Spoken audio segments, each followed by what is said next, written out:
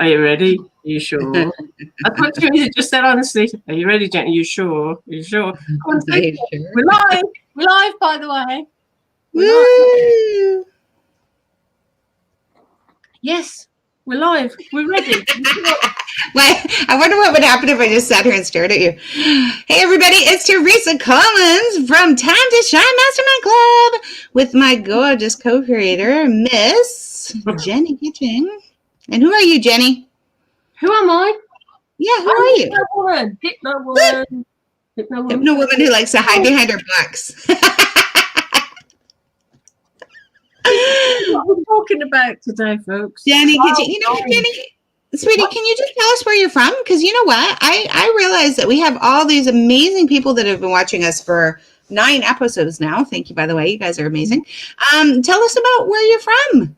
Where exactly are you? Where in the world is Jennie? I'm from the middle of the universe, right in the centre. I'm from Middle Earth, the middle of England, right in the middle. The middle of Earth, yes. I'll just put our comments on. Oh, yes, lovely. Thank you. That is, yeah, we'll give people a minute to join. They take a while. Because it's really early where you are, isn't it? Yes, it is. Yes. So you're in England, and it is. What's it like there today?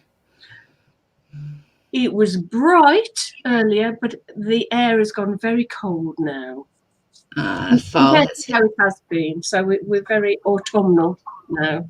Yeah. Very autumnal. Well, it's funny because I'm in Surrey, BC, and we're very autumn too. So even though we're on other sides of the world, we're very kind of similar that way, which is nice. Queen. And we have which? The same queen. Oh, yes, we have the same queen. Yes, for now. Good morning, Leona. Slipping under the radar then. Whoa. Excellent. Cool. But that's interesting. And I don't know why I was bringing it up, but I just thought it was nice because we know you have an accent, so we know you're from somewhere else. But you could just be sitting beside me and we could be playing games. I don't have an accent. You're the one with the accent. It's a very good point, actually, isn't it? Because from our own perspective, we don't think we've got an accent until we talk to somebody who speaks somewhat differently. And then we think, oh, they've got an accent. But to them, we've got an accent. You know, it's all perspective, isn't it? I remember when I think I've told you before, when I thought I was speaking excellent Greek and they knew that I was from England. And how do you know I'm from England? Because of your accent. And I would never be able to hear my own English accent from a Greek perspective. Isn't it odd? It's the whole thing about perspective. That's my jam. I love perspective. Excellent, everybody. We are in for another amazing trial. Co-creating with the cosmos. We're doing, what's the attraction time? I'm trying to read it. What do we talk about? It's trial 9, the amazing phrasing trial. And this is where I would like Leona, if she would please, to tell me something that a phrase you often use, or maybe usually somebody else tells us that we keep saying a certain phrase. You know, when I was trained as a trainer, the person that was assessing me was very disappointed because he said usually trainers say a certain phrase over and over and the trainer doesn't know that they're doing it. It's people in the audience. It's people that are the delegates in the room. And he was trying to pick up on a phrase and he said, you don't have one? I said, I need to create a catchphrase then, don't I? But apparently, do you have this? Being as this is about the amazing phrasing and I want to be able to help rephrase some things for people, do you have this phrase in Canada? Well, the interpretation of the word precious. In England, a while ago, it got turned into an adjective. Oh, don't mention such and such because they're very precious about it. And precious? I thought precious was something of value, something that you treasured, something that you honoured. That's the traditional use of the word. But at various corporations that you work at, you'll tend to find that they have their own kind of inner language and their own phraseology. And it really annoyed me because I like the word precious. And now they've ruined it. There's no precious about it. And I had to investigate. And anybody, particularly this one lady that I asked, I'd heard her say it a few times. I asked her why she'd used it, and she completely denied that she ever used the word in that particular way. Then, you know how these things work, coincidences and stuff, synchronicities. We were at a very important meeting, and she was giving a presentation, and she said, we've got to be very careful how we deal with this because some of the managers are very precious. And she was just about to say precious about it. She stopped in midair, her jaw dropped open, and she looked at me and froze because she caught herself saying it. Wow. When I brought it to her attention, she hadn't realised that she was doing it. Well, she emphatically denied that she was doing it. Wow. This is very relevant to what we're talking about, because I don't know if Tom says anything that you tend to say quite often, or I'm sure. I just have to think about it for a minute. Jen, can you move your camera a little bit more so you're more center? I keep losing half your face, babe. I'm trying to. The other way. Can you point it to that way? Is that better? There you go. Yeah, thank you, sweetie. I was been distracted because I kept losing half of you. all of my face. Here it is in all. I need to see all of you. My face. Thank you, darling.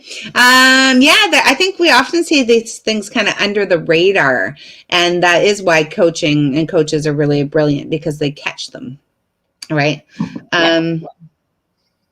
So, Leona, do you say a certain phrase very often, or is there a certain phrase in Canada that's like a well-worn phrase that people say when something goes wrong, or when things don't work out, or in your dreams, if you're thinking about winning the lottery or something? Is there something particular to you guys? I say specifically to me, 6 of one, half a dozen of the other. I don't know why. I do know why. It came from my dad, right? It doesn't matter. 6 one, half a dozen the other. So I'm always saying that kind of saying. But there's all the ones that are like limiting beliefs and stuff that we say under the radar. And for some reason, I'm totally blank today. Huh. Well, I know why I'm totally blank. I just have so much on my mind. Well, it's time for me to read my story. You read away, darling. And we'll let Leona think. Maybe she can think. Okay. So, Trial 9, the Amazing Phrasing Trial. And then the subheading is, yeah, but nothing. That's what we say here. Yeah, but. If people say, yeah, but, we might say, then this is a phrase particularly to Middle England, to Middle Earth here in England. If somebody says, yeah, but, then the parent usually says, yeah, but nothing. In other words, I'm discounting your resistance to my idea. Mm-hmm. Yeah, but nothing. And then a follow-on from that, if somebody says they can't do this, I can't do that. Can't or won't. And a lot of these come from kind of old wives' phrases, and certainly my mum used to use them, and they're quite popular here. That it's a quick way of telling a child that I've got you sussed. I've got you sussed. Oh, you're so hard done to, aren't you? Oh, yeah, I think we use that one here. Oh, you're so hard done to, poor child. So what to do? First one, what to do? Throughout the day, hourly, make a note of common phrases you use throughout the day. So you may not know that now, might not have come to mind. But like my lady, when I told her that she often used the phrase precious about it, as soon as you do use the phrase, it comes to mind. And this is as we know, Teresa, it's increasing our awareness. Right. And you can tell me as well things that I use, and to catch yourself and to catch other people saying these phrases. So make a note throughout the day. Look at the list of your usual phrases and examine for negative aspects and rewrite them positively. It sounds easy, doesn't it? But that's why I'm here. Why to do it? Many people, when asked to state their goals, will use language which can be evaluated as a lack of commitment to change. Looking carefully at the phrases you use, such as, I'll try, I'll give it a go, yes, but maybe, that would be nice, but in the real world. We use that one here, but in the real world. My husband's favorite world. But in the real world, well, this is my fucking real world. Oops. Little trigger. This means you can clean up your language and clean up your vibration. That's what it's all about, guys. Your inner self takes you literally and is always noting what you say and what you want for yourself. If you say, for example, that you want to win the lottery, but follow it with a smile and say, but that's not likely to happen, is it? Then it won't. How to do it? Look out for these phrases that follow. So I'm going to give you some phrases, Leona, in case something's resonating. I'm writing down too. Yeah. I like this. Okay. Give us some phrases. Be regarded as distancing language, like, well, it's all right for some. That is, you're setting you and the things you want far apart from each other. It's all right for you. Others can be regarded as weak or negative. You know when you have passed this trial when you have written down phrases that you often use which create a negative reality for yourself, and you have replaced these words with more positive phrasing. Your new phrases become a mantra you repeat in your head and out loud in the mirror.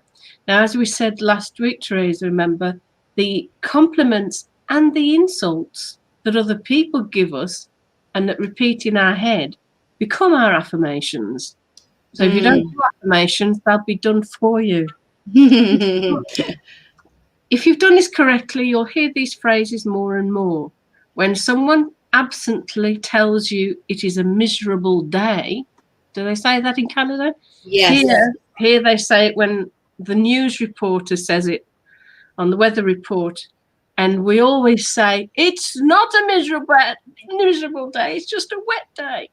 Yeah. When someone tells you it's a miserable day, for example, you'll say it's a wet day, and you will not allow it to dictate your mood. Some people will say, well, it's good for the garden, trying to counter. I love the rain. Yeah. I love the rain. I totally swim upstream that one. Hey. Well, that's a phrase as well, isn't it? So it's positive. It's not all about the negative, this. But when we change a negative, we know how impactful it is. That's why Teresa and I go on about the negative, because we want to turn it around for you. But it's good to know the positive ones too. Well, and that's funny too, because that phrase swimming upstream can mean struggle for others, but for me it means uniqueness. So that's interesting too, because a phrase can have two kind of like meanings behind it. Oh, absolutely. Because as we've discussed before, it's not really the words, it's the feeling it evokes within you, and therefore the beacon that you're sending out as your energy signature, which Teresa can read, by the way, folks, so be careful. So two people could be talking about responsibility, and one of those people could be thinking, oh, there's some responsibility over there. I'll go and get that. I like responsibility. Something I can get involved with. Oh, that's responsibility. I like that. Another person could use the same phrase about responsibility and think, oh no, something else to do. Oh, I've just got so much on already. Yeah. But they're using the same phrase. So it's what the phrase means to you. Being able to respond, responsibility, for example. So I'd love to be able to turn these phrases. So you got to grab the phrase awareness, and then you got to also figure out what it means to you. Yes. That's the deeper thing there, eh? I mean, the yeah, but fairy. I'm skipping ahead because I know you like me to skip ahead. The skip ahead to the yeah, but fairy. So in saying positive things aloud to yourself or others, sometimes we inadvertently add on something negative at the end, which dispels its power, such as, oh, I'd love to win the lottery, but that's not likely to happen, is it? Though it would be nice. Can you now understand why you yourself would reply to a compliment with a put down? For example, oh, that's a beautiful car you're driving. Yes, but it's getting quite old now and we can't afford a new one just yet. That is so common. How about, I have a beautiful face? Does that elicit thoughts such as, yes, but look at my nose and there's a wrinkle there I haven't noticed before, or yes, but I used to have such great hair, etc. Yeah, I think the yes but is a big thing. Yeah. Mm. Leona said something about geographically colloquialism. As generational use have become commonplace and hard to identify. It's not conscious about what we say, what we hear. Did somebody eat their freaking Wheaties this morning? Like, Leona, you're on.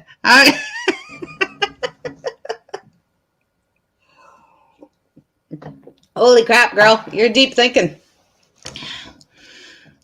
The dismiss piece, yes. Okay. Leona and I are going to hang out later today, too. I think I'm in trouble. She's going to be questioning.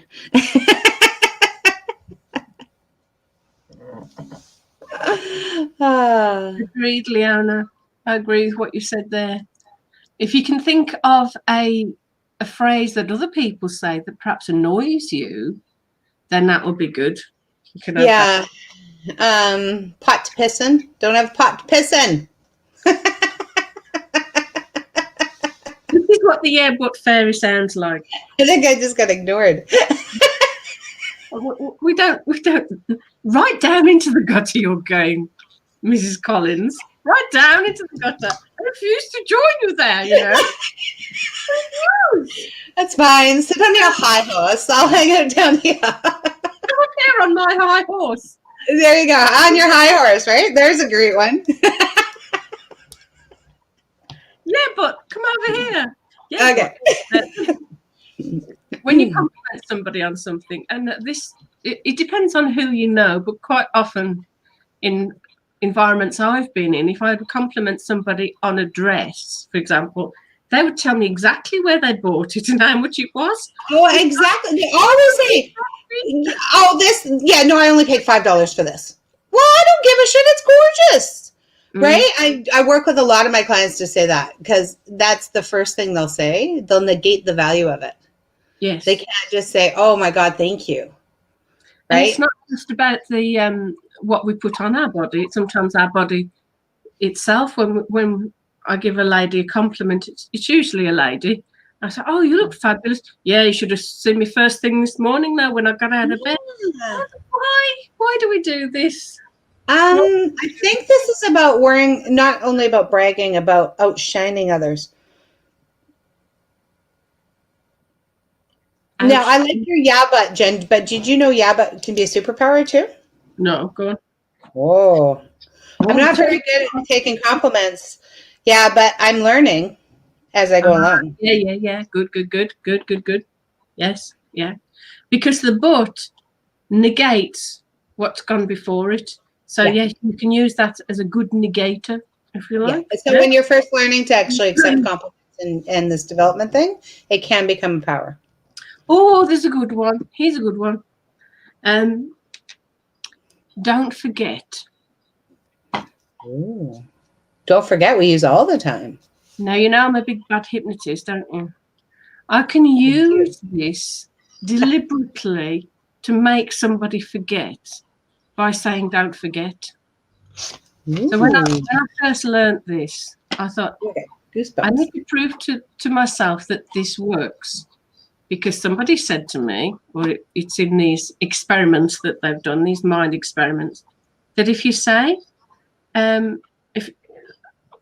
The unconscious mind doesn't recognize a negative. So if you were to say to a young child, we're going to this funeral today and I don't want you to cough.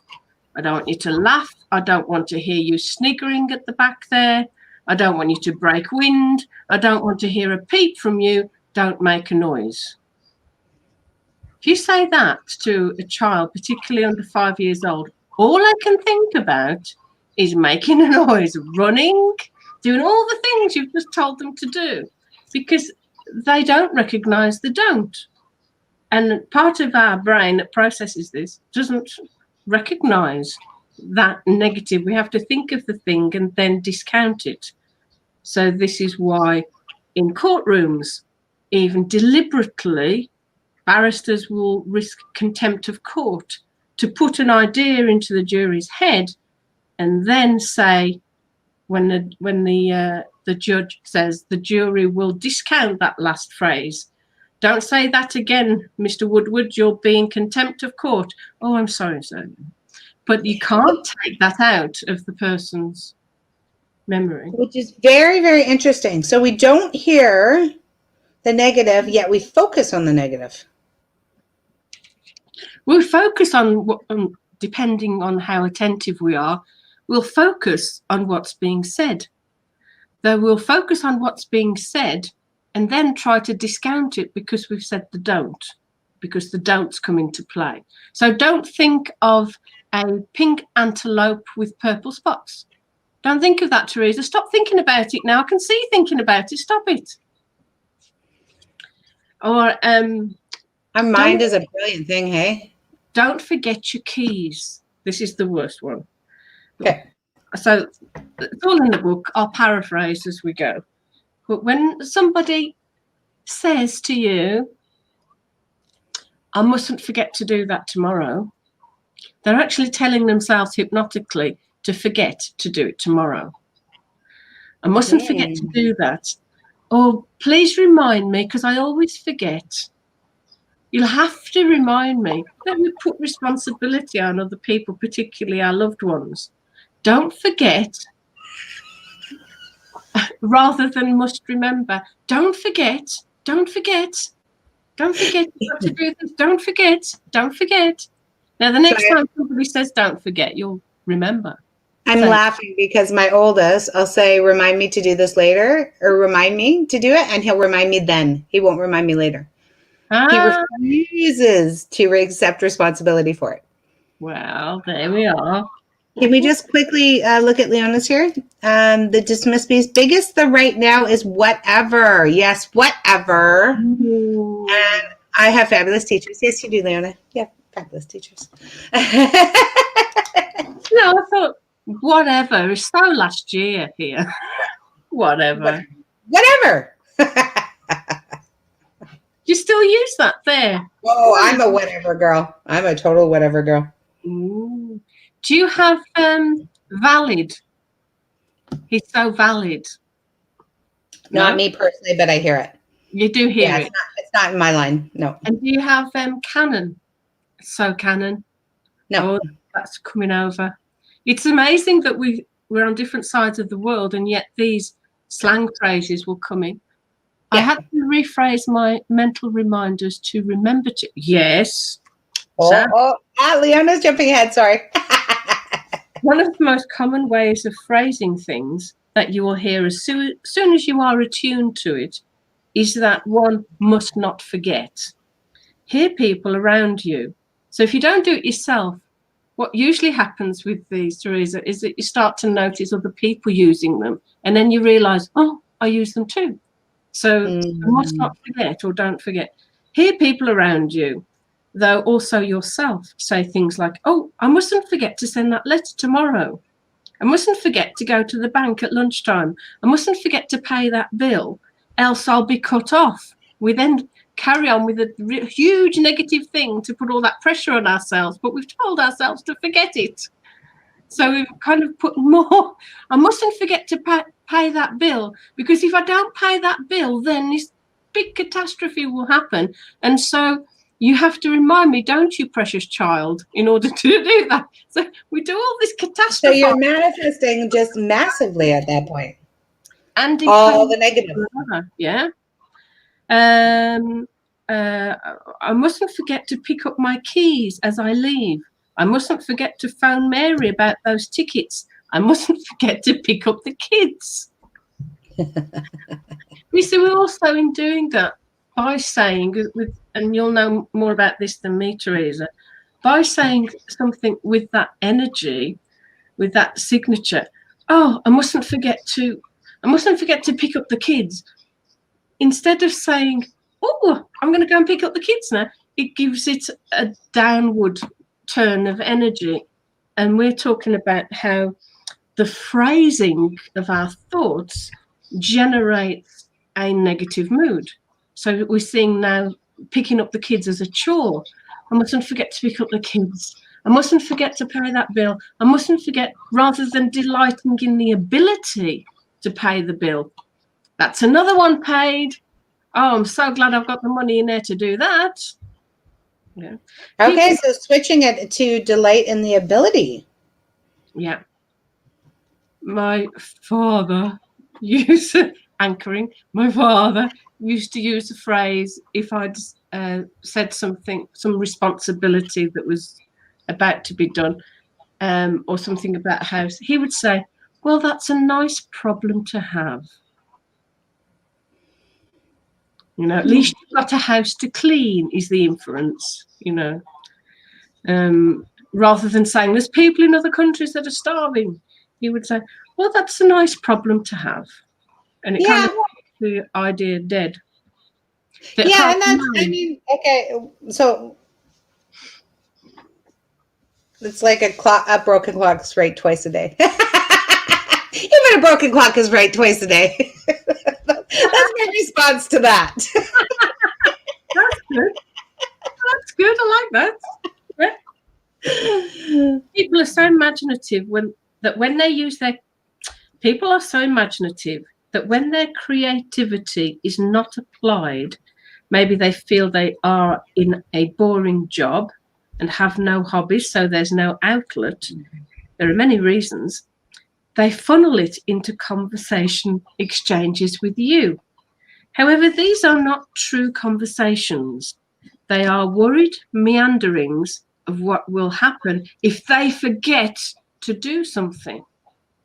So that creativity that could be put towards writing a book or playing a piece of music or whatever, invested in those areas, it's got to come out somewhere. So it kind of becomes invested in creating fantasies of terrible things that might happen if we don't do this thing. People that utilize their creativity, and which is kind of depleted now because they've put it all into this passionate expose, this article or whatever, they haven't got that capacity nor want it. They don't want to waste it catastrophizing to you. They just, oh yeah, you know, that energy has been used in the right place, I suppose. So you know what? This brings up the idea. I have some clients that have to worry about everything, anything. If they don't have, if they don't have something to worry about, then they find something else to worry about. As soon as we deal with one challenge, but I'm worried about this, and then. So yeah, I think that I see that, and actually that's very helpful because now I'll just switch that energy into creating, because they're creating the problems, because they need something to worry about. Well, it's a focus, isn't it? And energy is energy. And so if that energy is utilized somewhere else, then they just don't have the capacity to waste it on these frivolous things that at the moment they think, I mean, when something really bad happens, when something hugely bad happens, all these little things, they don't matter anymore, do they? No. Because all the energy put towards them. Right. So that's a kind of good way of putting it. And why wait for the disaster? Excuse me. Everybody's there. These people are usually waiting for the disaster, right? They're like, if I prepare myself now, then when the disaster comes, I'll be prepared because I've worried. I've got good at worrying, right? But I mean, it's obviously opposite, because then when the disaster does come, you have no energy left. So you have to then you're really in trouble. So the trick is, again, manage things as they come. Yeah. But also using this creative energy in a positive way. I like it. It's often a plea for your assistance, because in telling you about it, if by somebody telling you about this catastrophe that will happen when they forget about something, if I don't do this, if I forget to do that, then they're involving you in their responsibility for the whole event. And then they say, I told you. Yes, to remind me. And that's why my kid takes no responsibility. Why did you not remind me? God, those children are the greatest teachers of my life. The hypnotically interesting thing taking place here is that when a person says they must not forget, or you see a message that tells you don't forget, your creative mind does not notice the negative don't, and it focuses on what is left. This is used in marketing. Mm-hmm. I'll ask you a question in a minute. Okay. Focuses on forgetting and wonders how things will be when you forget, and it imagines all the dire consequences of forgetting. This is how we attempt to help ourselves remember, and it is ineffectual. So the next time you hear don't forget, say remember, and choose to correct people for your own sake and for theirs. You'll notice straight away that this stops the barrage of the imaginary account of what would have gone wrong in the forgetting episode. And some might even plough through with it anyway, as their focus is so strong on protecting themselves in this way. For the most part, though, folks tend to stop and look at you strangely. Here's an example. By the way, if you want a toddler to run on the way to school, etc., just tell them, as many do, don't you dare run. It's really important when we get there that you don't run, okay? And see what happens. You've gone, Teresa. Oh, you're back. You're back. I'm just yelling at my child for a minute. While you're reading a story, Ethan's just off to work, so I'm just going to tell him I love him, and I didn't think anybody needed to hear that. People too. It's nice to hear. Oh, yeah, not in the mummy loud voice, though. I love you. And don't forget your school bag. Well, he's actually, that's funny you say that, because he's out off to work, but because he went from school to this job, I always call it school. And he learns all the time. So it's very much school, even though it's a job and he gets paid for it. It's very much school. It's quite lovely. Oh, we have Tracy joining. Good morning, Tracy. And so mental reminders to remember too. So we're going to change this from don't forget to remember to. Could you see how that works, where it stops the narrative that usually follows? So if somebody, and I've really tested this out with people over the years, somebody that really wants you to hear that narrative will find it more awkward to carry on with it. They might carry on with it. Most people don't. Mm-hmm. When they say, oh, you'll have to remind me to not forget my keys, because if I do, I'll be locked out and da da da da da. And if you just say, remember, what do you mean? Remember your keys. Oh, yeah. And it kind of just stops it. This is the way to lose friends as well, by the way, because people. No, my friends are tough, dude. You realize how much people like moaning, and they want to give you their version of the catastrophe, and you're not buying into it. So it does kind of create that dissonance. Yeah. There should be a warning on my door. I don't buy into any of that. They know that, right, my friends? Right, my friends? Oh, Leona and Tracy, we're talking about real human beings here, aren't we? Yes, yes.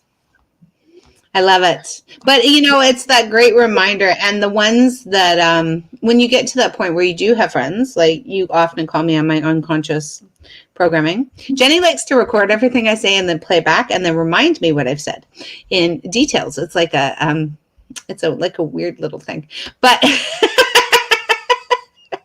hey, it's called editing videos before they're uploaded, you know. Yeah, I don't know. I think there's more to it. I think we call it professionalism, you know.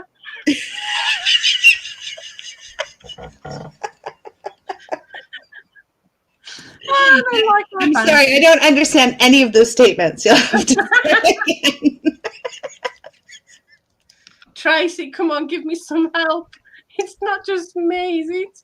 Oh, Tracy is real, yeah, real. You bet, baby. Raw and real. Yeah, raw and real. There's no editing here. There's no filters. Come on. Raw and real. Yeah, thank you, darling. And I do take that as a compliment. So I think that we talk about the power of the mindset. Yeah, that's never changing. I do feel unprofessional, though. You picked up on that one. Could you please hold the fort for a second while I get a drink for my chest? Of course, darling. You go ahead and get a drink. You know what? Actually, we'll do some cards as we're doing it. Because I was looking at the wisdom of the oracle here. And let's start everybody off with a lovely card. It's a wild energy today. It's kind of got an interesting vibe. It's a wonderful day to do Enchanted. I got this. Oh, I got goosebumps when I said that. Oh, so for those of you who don't know, I'm doing a workshop as well in person today. So we do this beautiful on the screen with Miss Jennie, and then I do live stuff too. So all of the connections. And today we're talking about being the observer. Oh, this is a good idea. So it's observing ourselves. So this is what we're talking about, the mindfulness.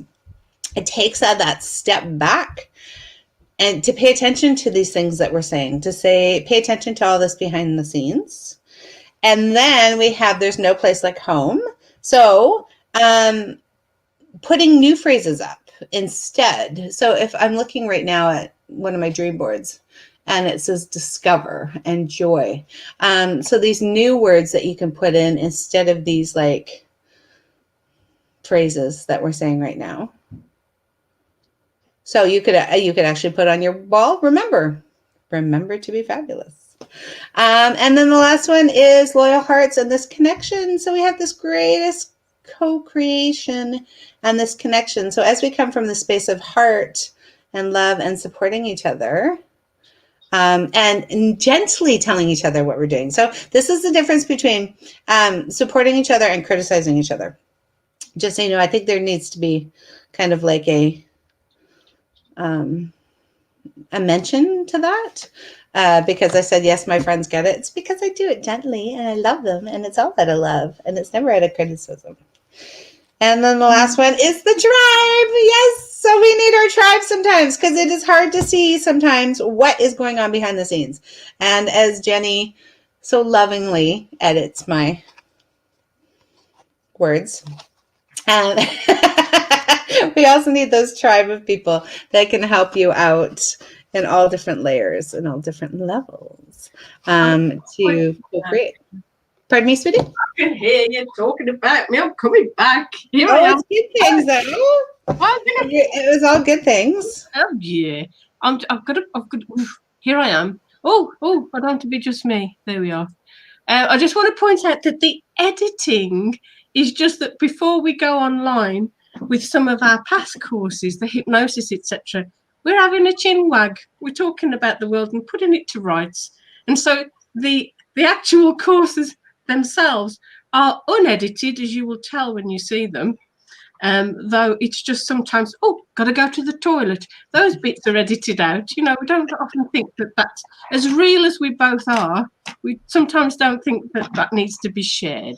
So just to clear that up about the editing. That's a matter of opinion there, just so you know. Tracy's speechless. Why are you speechless, Tracy? What have I missed? What did you say to make Tracy speechless? I don't know. I like it, though. Could be the cards. The cards are good. Observer, no place like home, loyal hearts, and the tribe. And the tribe is so amazing, guys. I know Just one sec. You guys talk for a sec. Okay. I'll put me on me. There we are. It's all me now. Me and my book. Here we go. Contrasts. We're good. It is. You can go away now. I'm on. I've got center stage. No, I'll put you back. Here we go. Contrasts. It's a quirk of the human mind to think in contrast, to compare, to evaluate against a scale. Recognize that as soon as you think of a particular extreme, you have a tendency to think of its polar opposite. Oh, do you like it? Well, I suppose it's not bad, is it? Replace with, I'm glad you like it. Yes, it's good, isn't it? Ooh, that's a way better thing. Ooh. I And like that. well, I would have gone for the more expensive one if I had the money, but I suppose it'll do. Replaced with, yes, there were others available, though this one was just perfect for the money. Oh, I like that one. Just perfect for the money. So we're not really changing the essence of the phrase, because we recognise that maybe some of us are a little bit wanting to show that we haven't been extravagant and we've got good value for others and for ourselves. So we can use the essence of it and just change the actual words, which does give it that different vibration. As well, you'll tell me, Teresa. I know you'll tell me. What about? Well, you keep telling me I tell, but I got to tell you, Jen, I think you've got a really good grasp on this vibration and energy thing. Thank you. With both of us agreed and combined with these ideas, then we're really going to be of value to other people, aren't we? How about this may be about a holiday? Yes, we would have liked to have stayed for 2 weeks, but we had to get back. You know how it is. Replace with, yes, 1 week suited us just fine. We've really enjoyed ourselves. So it's kind of taking the essence, almost recognizing what you're about to say, and then thinking, what would Teresa and Jennie say about this thing I'm about to say? And how might it affect how I feel and my energy signature being sent out? If I want to express that this is of really good value, rather than saying, what, this old thing? Oh, I've had it years. You could say something like, yes, this is really comfortable. I'm glad that you like it.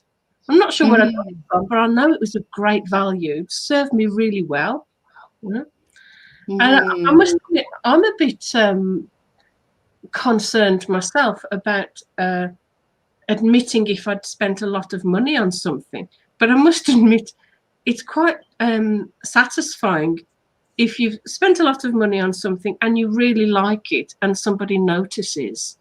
Because if you spend a lot of money on something and you like it and nobody notices, it sucks. Oh, do you know how much this costs? Do you know how much this costs?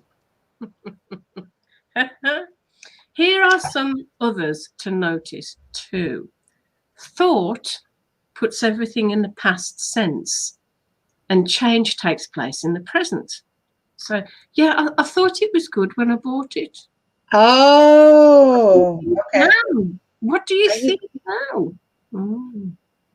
Yeah, I thought so. I thought it was a bargain. I'm not really sure. It's like dampening down the compliment. Right.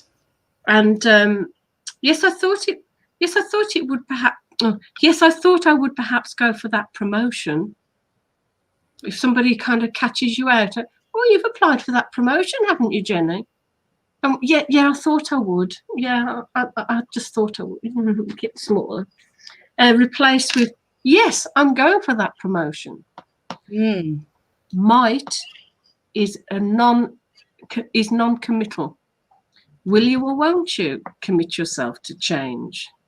These are all the things that people have said to me, by the way, before they have hypnotherapy or when they were contemplating having it.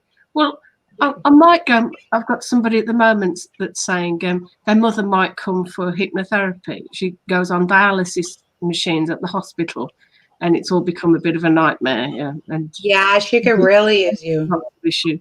So the daughter really wants her to have some hypnotherapy and to anchor a relaxed state, so that when she goes to the hospital on her own, you have to go through on your own now, that she will be in a more relaxed state. So she's now then she can accept everything. Brilliant. Well, we know it's a good idea. The daughter knows it's a brilliant idea. I know at the moment the mum's not on board, because the daughter is saying, well, she might do it. She's having a look. She might. So it's non-committal. And she's too polite to say, Mum thinks it's a stupid idea. She thinks it's focus. No, it sounds like Mum feels dissected already. And she thinks hypno is going to add to the dissection. Dissection. Okay. Just FYI, you could do probably a quick little 5-minute that she could listen to.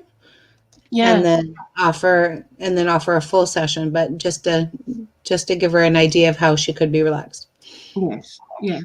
Well, there's all these hundreds of free ones on YouTube, so I've directed her to specific ones to help her relax, to get her used to my voice and stuff. Yeah, excellent idea.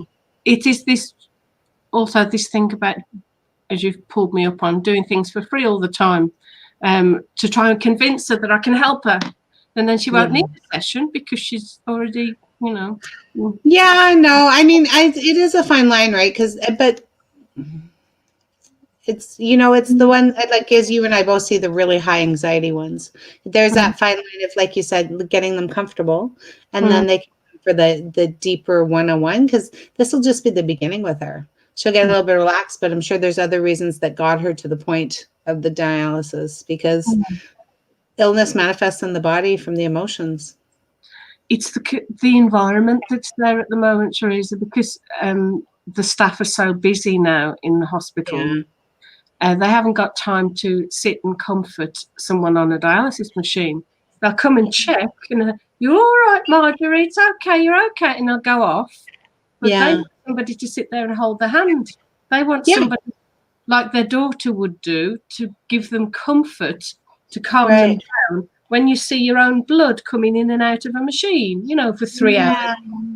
And so I know exactly the situation she's talking about, and being able to help in that situation, to me, is very important.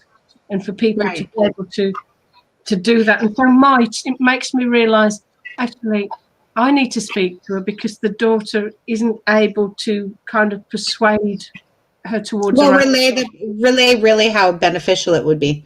And anybody watching, if that's something that you need as well, Miss Jennie is brilliant and a genius. Thank you. You're welcome. That's so good at receiving. Look at you. That really matters to me, Teresa. Thank you. Now, like is somewhat non-committal. Will you translate it into a want and a take action? I'd like to give up smoking. I'm not going to smoke anymore. I think I use this one a lot. If I'm totally honest, I use this one a lot. And the way it's used as well in this country, we take the mickey out of some of the younger generation, particularly in London and Essex, when they say, and he was like, such and such, and I was like, well, and then he was like, we use it to say what somebody said rather than proper English, I suppose.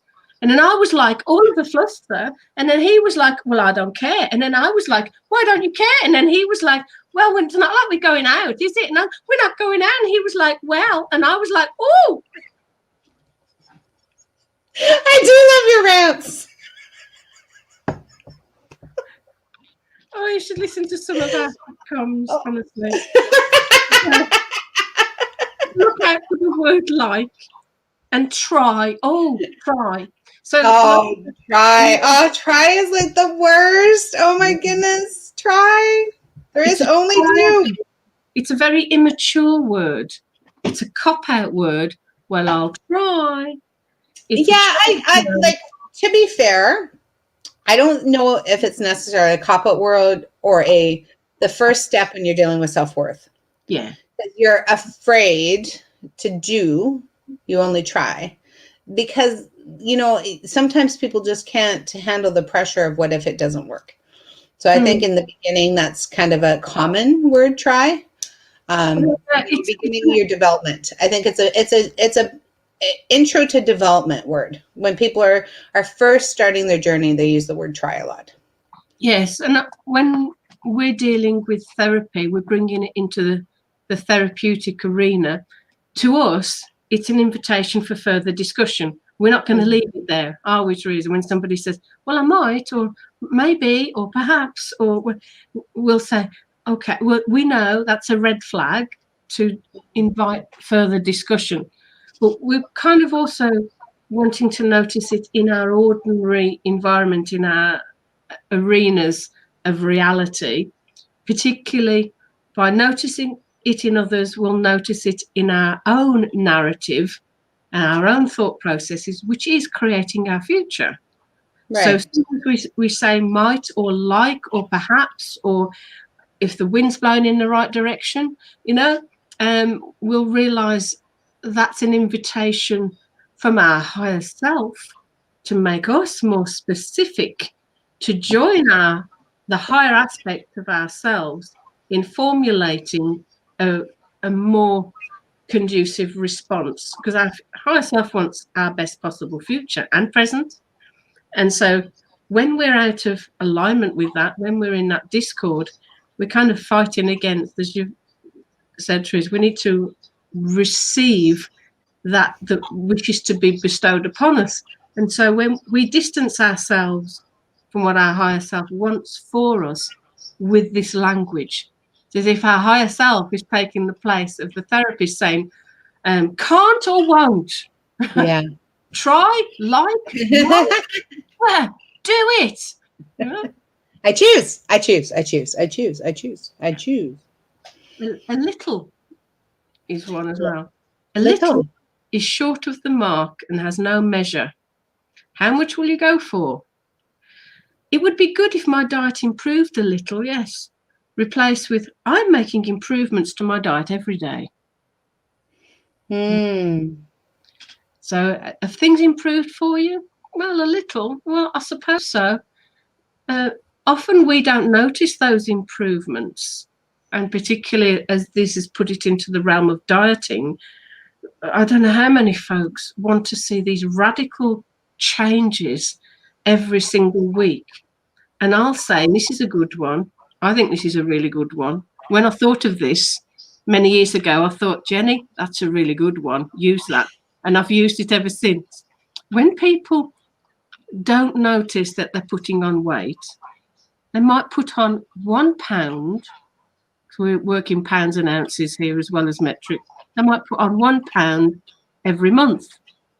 But that means this time next year, they're a stone heavier. But they're only putting on £1 a month. But what happens when they go on a diet? They want to lose £5 a week. The poor body goes into shock. Right. You know, and we don't see those, and we won't accept really the gradual improvement, which is natural and easy to the body when we start to adjust our eating and energetic patterns, where the physicality needs to kind of reestablish its balance so that things are improving. If I said to you, oh, I've got this brilliant diet and you're going to lose a whole £1 a month, you go, well, what about the maple syrup diet? I hear you lose a stone in a week. People want that. And a stone is 12 pounds, I think, guys. Yeah. 14, I think. 14. Okay. You had me at pounds, then you lost me at stone. Stones. Well, we just talk a different language. It's as if we're from other parts of the world. It's if we are. So you just clump all the pounds up. Oh, that must be quite distressing. Yes. Yes. Oh, I'm going to think in stones now. I'm only a stone or two out of where I need to be. Oh, I like that. Excuse me. Yeah. Oh, I like that better.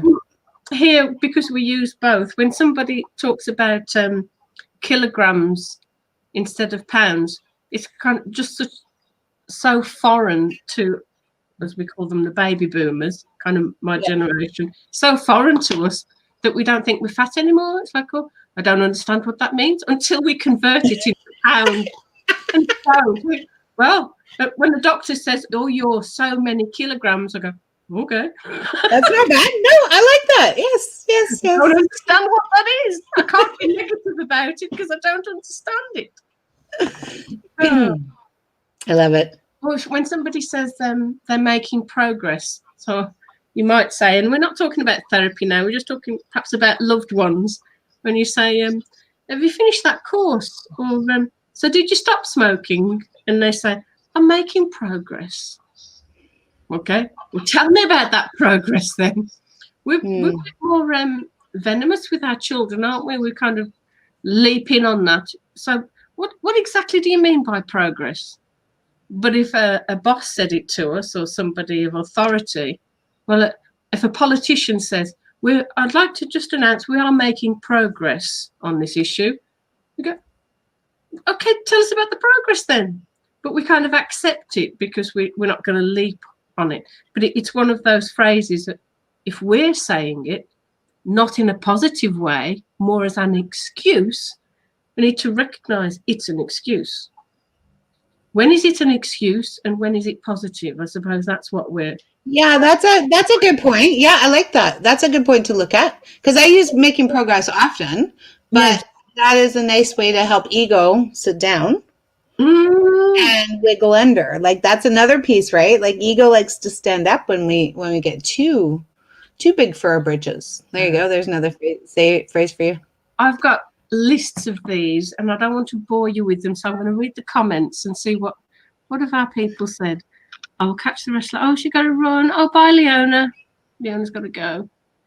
Tracy's still speechless. So come on, Tracy. I don't know what you do to these people, Teresa. I really don't.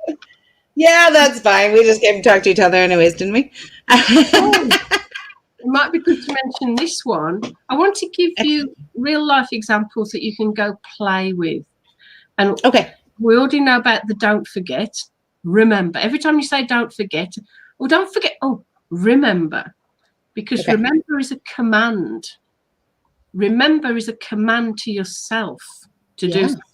Rather than passing the book, telling somebody else that they've got to remind you so that you don't forget, remember. Oh, remember remember to put the bins out. I remember that. And as soon as you start to say it to other people in a more positive way, you'll start to say it to yourself in a positive way as well. But the other one, I know we've discussed this before, Teresa, is telling somebody that they can see it. When they open a cupboard, let's say we're picking on the children today. So let's say the child opens the cupboard. I can't see the red sauce. I can't see the tomato sauce. Well, I know it's in there. Just move some things. Oh, no, if it doesn't jump out at you, you can't see it. Just wait there. I'll go and get it. No, stop. Instead, you say, they're hypnotizing themselves, saying they can't see the source. I can't see the source. I can't see the source. I've changed this into a metaphysical thing of source energy, in my own head. I can't see the source. Where is it? I can't see it. You say, I'd like you to say, open the cupboard and keep looking at the cupboard, all the stuff in the cupboard, and say to yourself, I can see the source. Because what you're really thinking to yourself, I know it's blooming well in there, but you want them to find it. This becomes a metaphor for life when you're dealing with your children. So instead of and when you're dealing with yourself, Jen, like I can see my success. Yeah. Because people will say that, I can't see it. Well, I know it's there. So just tell them and tell yourself it's there somewhere. It might not have manifested in the physical, but I know it's there. So honestly, I can't tell you how many times I've said this to people and it's worked. When somebody's looking in their handbag, I can't find my keys. It's usually when they're in a rush. You stop them. You look at them. You might even hold the head in the old days when we could touch people. And you might say, Just say to yourself and out loud, I can see my keys. I know they're in there. Rather than, I know they're in here somewhere. I know they're in here. I can see my keys. And if they're running around, I can feel my keys. Put yourself into the state of having achieved that which, because this, as you've probably gathered now, we're using real life, everyday, mundane life to reprogram our thought processes for the bigger stuff. Yeah, because that's where the brilliance comes, Jen. I really appreciate that, sweetie, because we are, yes, we're making it as about the red sauce, tomato sauce in our life, but it is about the success. It is about, I can see the improvements. I can see my development. I can see myself experiencing this abundant life I want. And that's really what we're getting to the core of here. In England, we say, I can feel it in my water. Ooh, I can feel it. Here it's, I can feel it in my bones. I can feel it in my bones, baby. I can feel the success in my bones. I can feel the abundance in my bones. I can feel it. And that's a lovely way to end our hour. My goodness, look at that. Okay, folks. Well, this was always a crazy whirlwind of amazing information, knowledge, loveliness, brilliance, and I really enjoy it. Thank you again, Jennie, for sharing your time with us. We'll see each other again next week. Anybody wants to put in the comments a phrase that I can use, and I can turn it around for them, or we can comment upon it, that would be wonderful. I like it. Wonderful. And the title of the chapter is The Amazing Phrasing Trial. Recognize that you will be more aware of the words that come out of your mouth, because those are the ones that are also going through the mind. Yeah. Those are the ones that are creating a state, a mood, a vibration, and it's going out there. And as you start to kind of comment on other people's use of language, hopefully they kind of start to correct yours as well, so that you all become positive and we catch each other in these phrases and send out a more positive beacon. Yeah, I love it. I absolutely love it. Okay, everybody, see you next week. Thanks for joining us, and it was a pleasure.